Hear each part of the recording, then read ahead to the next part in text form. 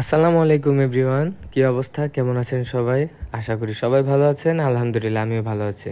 আজকে আমার গন্তব্য হচ্ছে শাহজাদপুরের রেশমবাড়ি। এটা সিরাজগঞ্জ জেলায় অবস্থিত। এটা সিরাজগঞ্জ থেকে অলমোস্ট অনেক দূরে, আর শাহজাদপুর থেকেও মোটামুটি ভালোই ভিতরে এই রাস্তাটা। এটা একটা সম্পূর্ণ গ্রামীণ রাস্তা, সেই রাস্তা থেকে যাচ্ছে, বাট এখন আর গ্রামীণ রাস্তা নেই। সেখানে সম্পূর্ণরূপে প্রত্যেকটা রাস্তা কংক্রিটে ঢালাই করা হয়েছে, আর আমরা সেই ঢালাই রাস্তা দিয়ে অলমোস্ট এসে পড়েছি। এটা হচ্ছে রেশমবাড়ির শুরু এইখান থেকে, আবার উল্টা পাশ থেকে আসলে এটা রেশমবাড়ির শেষ। আমরা মূলত এটা বলবো রেশমবাড়ির শুরুর যে রাস্তা, সেখান দিয়ে আমরা প্রবেশ করলাম রেশমবাড়িতে।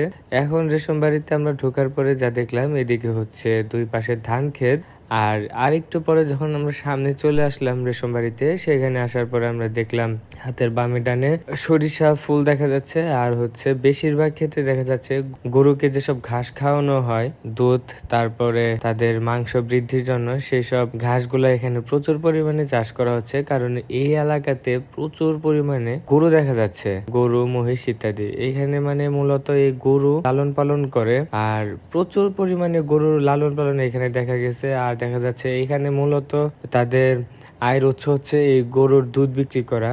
কারণ এইখানে যে পরিমাণ গরু আছে, আর ওনারা যে পরিমাণ রাস্তা দিয়ে চলাফেরা দেখতেছি, মানে গরুর দুধের যে কন্টেনার গুলো আছে স্টিলের, সেগুলো নিয়ে। আর আপনারা হয়তো দেখতেই পারতেছেন না, হাতের ডানে বামে কি পরিমাণে এখানে এই গরু, তারপর হচ্ছে মহিষ, ভেড়া, ছাগল ইত্যাদি দেখা যাইতেছে।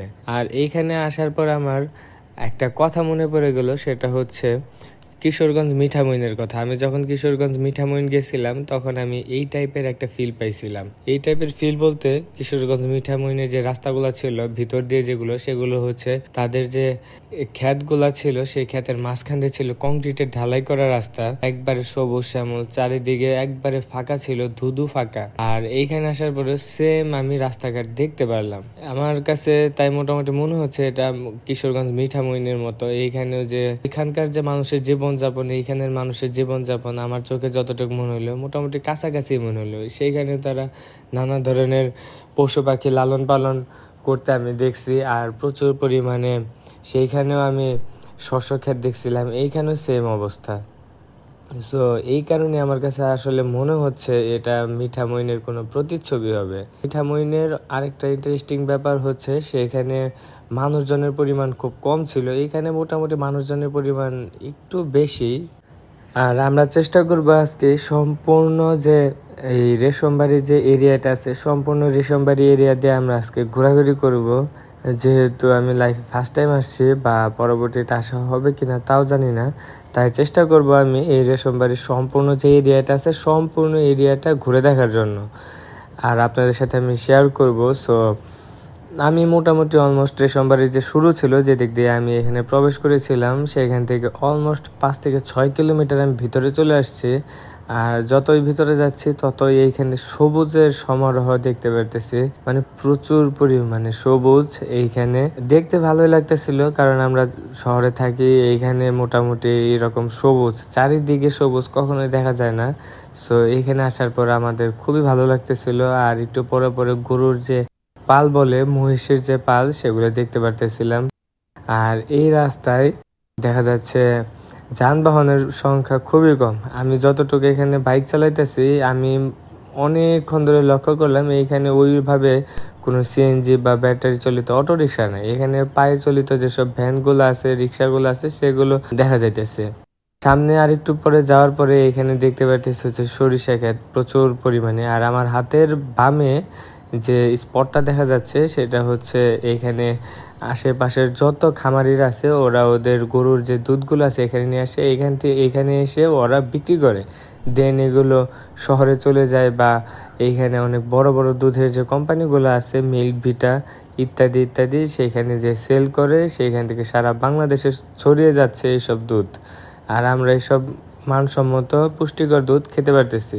আমরা এখন রেশমবাড়ির যে এরিয়াতে আছি এটা মূলত হচ্ছে রেশমবাড়ির যে বাজার বলে সেই বাজারের কাছাকাছি এরিয়া। এইখানে সামান্য একটু এইখানে কাঁচা রাস্তা আছে, এই কাঁচা রাস্তা পার হওয়ার পরে আমরা পৌঁছে যাব রেশমবাড়ির যে বাজার, মূলত সেই বাজারে। এই বাজার দিয়ে আমরা আবার সামনের দিকে চলে যাব। এই যে আমরা অলমোস্ট রেশমবাড়ির যে বাজার আছে সেই বাজারে এসে পড়ছি।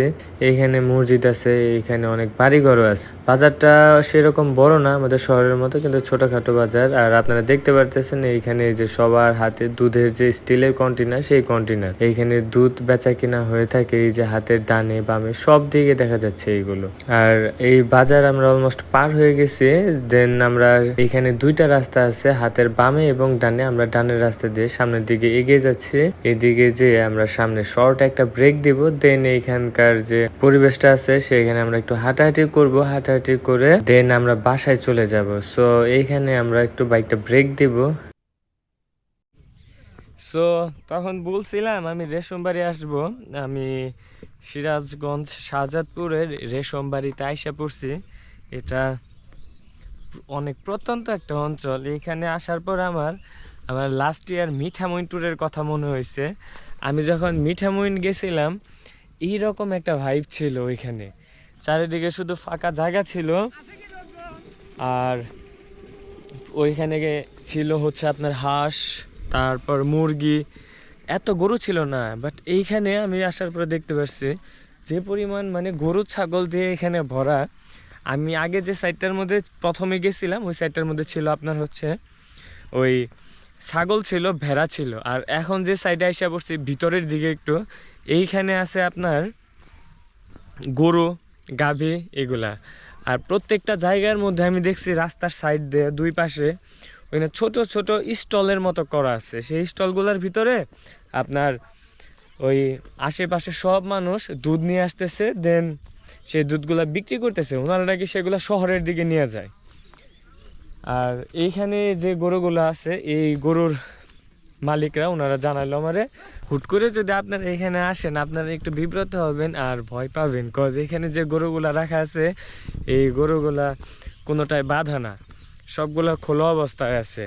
আর ওনাদের সাথে কথা বললাম, ওনারা বললো ক্যামেরায় ওনাদের না দেখাইতে। ওনারা এতটুকু জানালে এখানে নাকি চুরি হওয়ার সম্ভাবনা খুব কম থাকে, দ্যাটস ওয়াই এখানে গরুগুলা খোলা অবস্থায় রাখে।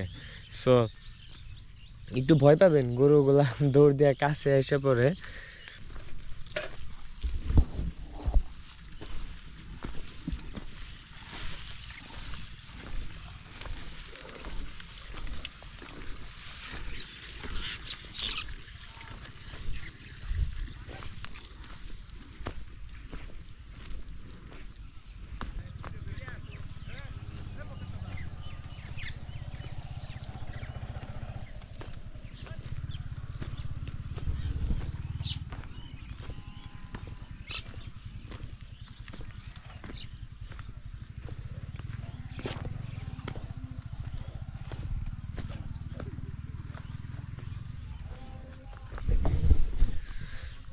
সো দেখতে পাচ্ছেন এইখানে কি পরিমাণ গরু আছে, আর সব কিছু আপনাদের সাথে শেয়ার করলাম। সো ভিডিওটি ভালো লাগলে অবশ্যই লাইক, কমেন্ট অ্যান্ড শেয়ার করেন। ভালো থাকবেন সবাই। আল্লাহ হাফেজ, টাটা, বাই বাই।